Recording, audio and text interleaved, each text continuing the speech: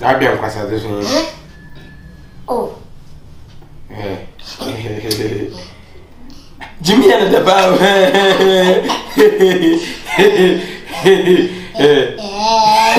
How about you?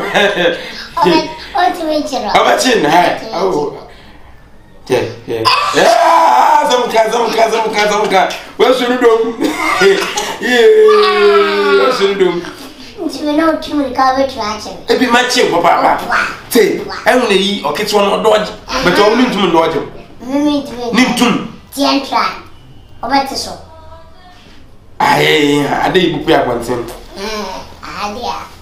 But who baby now? Also, Papa. You know, okay.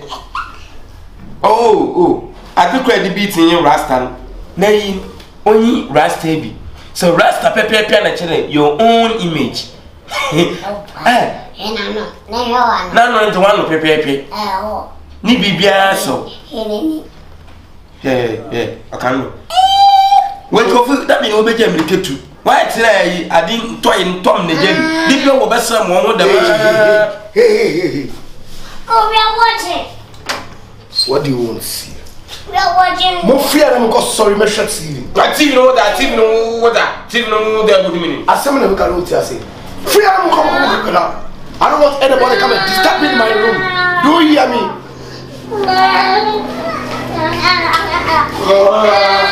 TV know that. No, let your TV on where to TV. Let your TV on where to TV. No. Hey. And pump bunny. I let you TV. If you're not that, you don't respect. You don't respect. You don't respect. You have respect. Do you have respect? Why are you insulting me like that? I'm stupid boy. You call me a stupid. You know me. You know me. You call me a stupid boy. I respect you a lot. Don't call me a stupid boy. I want all my station. It's our house. The station me I they like. I put them. It's our house. It's our house. You to beat me. This house is my house. This is your house. This one is my house. You know, it's your house. Nobody the house about. What about the fear about? What about TV order.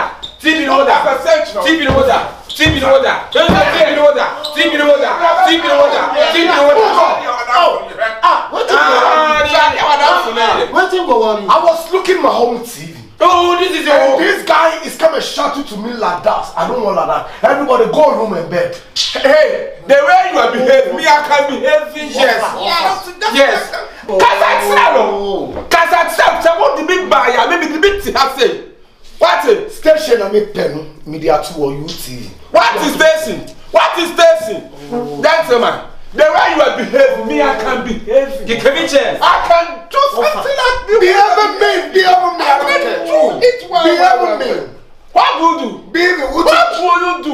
You two, what do you do? I don't care. I don't care. Twerking. Me I can do well. What you can shall do? Me now about talk. See my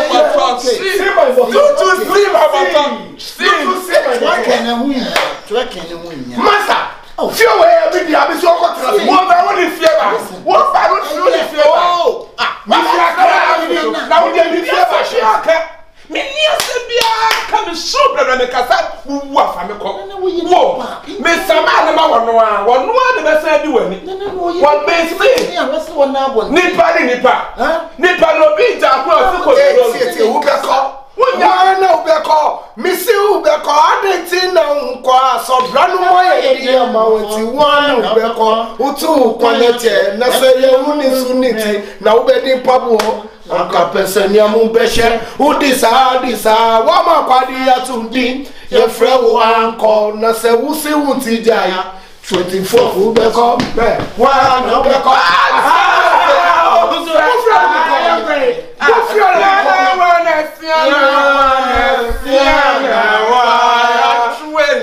and promise this one we see kaya say amudia yes say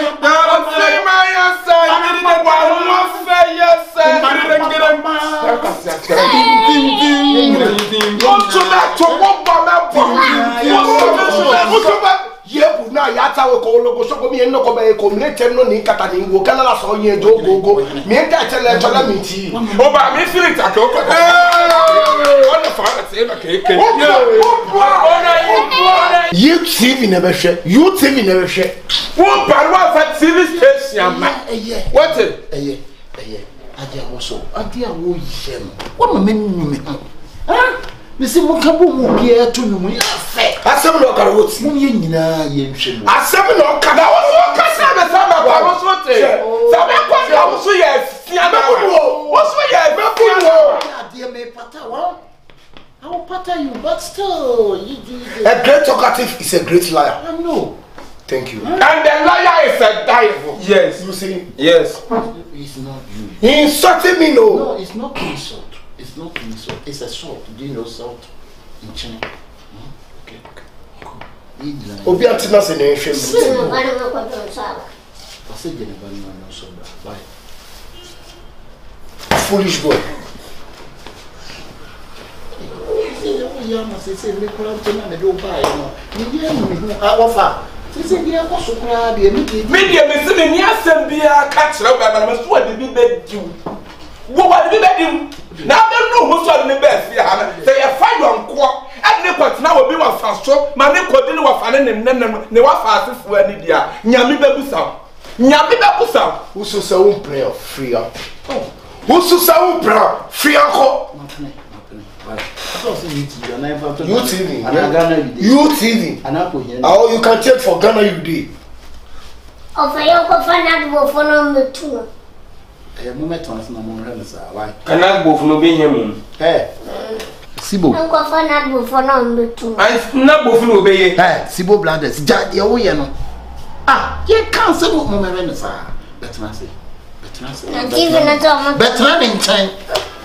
Any moment, so tsunami te manunko. Why? Miss now, but you see, I won't never be now. And I'm not you back. You talking too much. Why you talking too much like me? If you were me feel, so won't play with you. If you're not here, hey, I'm so pay. Station on your fear, station on your fear. Atia boss wo ko ba. Atia boss wo ko ba. Wo. Miss what is sabe wura wura ma ko wiye wo menim. Na wan na ba tie ma frɛ me. Afa ye duane. Na won no wa fa na ti ha say wo dom ne buo mo kura do da fo ba. E dia na wa sa wo ye. Mi bu sa so de tumanim. Wa pa fara ba tin tin e twan. Wo so kura di ba bi da. Oh yeah. Ma ne mo me ne kura ya ne yemu na fa. Sa de wo pa no. The things we for ya ni. Why you for the kono? For them for kono. I go for the money pa fu ya go for. E na be fia obetiti yin papa. TV aye hwe we chenyi. Ade bia we me be ye bia na. Ono le different thing. Why dey ye da? Why dey ye da?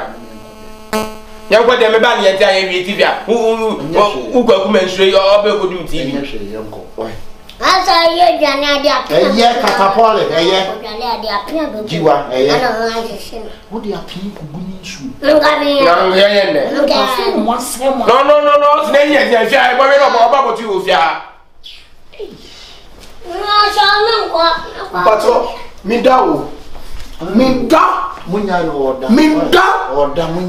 hear somebody's voice again, trouble will come here. Minda. The system is to have been playing one. The system is to have been playing one. I will force a man, Papa. Obedience is better than before you was it. A case of a giant. And once some more to them one door. And when you might get if you all a ham. And when you miss my digital. Why, I'm not you are the way you put. Coffee the moon perfume. I got not before Betty in Papa. Then you're paying that Jim, I won't get your legend. Or paying that say I won't get you. And also I said that twa. I'm also I said a Brooklyn. And what's about Bukum? In June, two Coconte to well poche.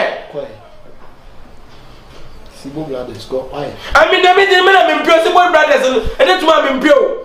I'm impossible brothers. Yo, in here, Miss Mofia. Nipa nyu. nipa nye ukoto se unua pa da menem no wo bia fa ba sa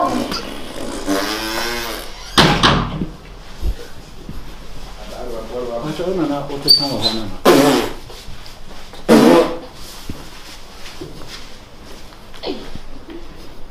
Enim kura seta